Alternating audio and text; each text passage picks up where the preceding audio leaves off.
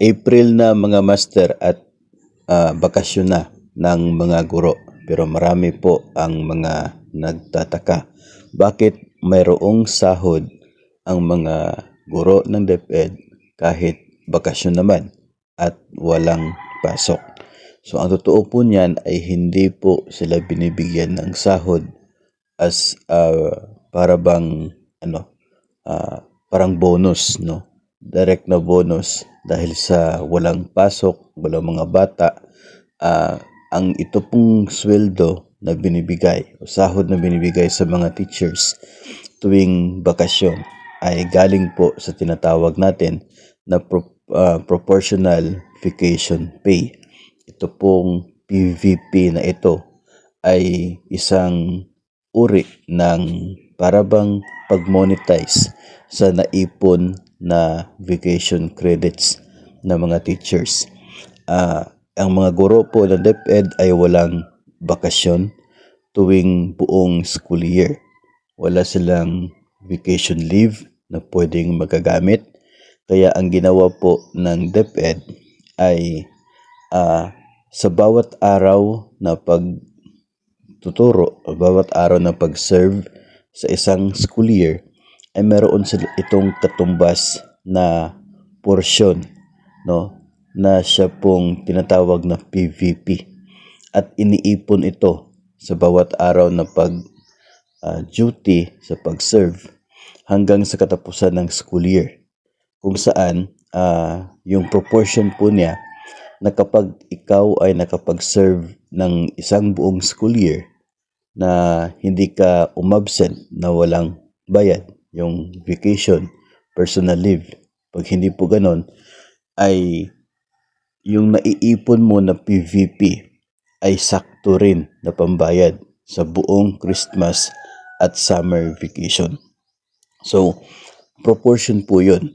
Yung duty sa isang school year doon sa lahat ng araw na sakop ng Christmas at summer vacation. So, kung 100% yung pag-serve mo sa isang school year, 100% ng araw sa Christmas at summer vacation ang katumbas ng naipon mo na proportional vacation pay days, PVP days.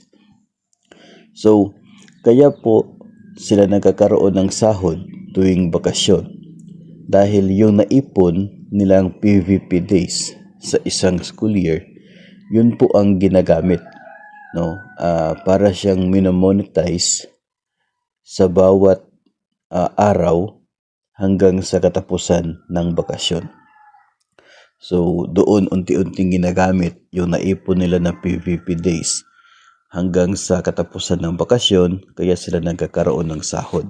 So in short, ay pinagpaguran na iniipon na i-earn ng isang public school teacher ang bawat sintabo na kanyang nakukuha tuwing bakasyon. Ito ay kanyang pinagpaguran sa loob ng isang buong school year. Ngayon, ang concern dito ay kapag ikaw ay nagkaroon ng mga absences na without pay sa loob ng isang school year, kung ikaw ay existing personnel na, tapos nagkaroon ka ng mga sick leave without pay o kaya ay personal leave without pay sa isang school year, sa loob po ng isang school year, ay magre-resulta ito ng hindi buo na serbisyo mo, no? Na para nagkaroon ng gap doon sa service mo sa isang school year dahil dito sa mga leave without pay. At ang effect niyan ay makukulangan yung naipon mo na PVP days para pampasahod tuwing bakasyon.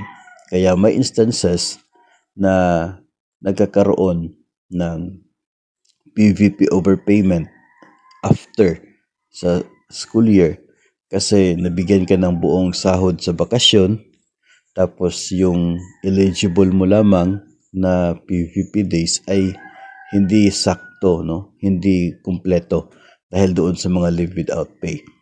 At possible din na ganito yung mangyayari para doon sa mga bagong personnel na na-hire sa kalagitnaan ng school year.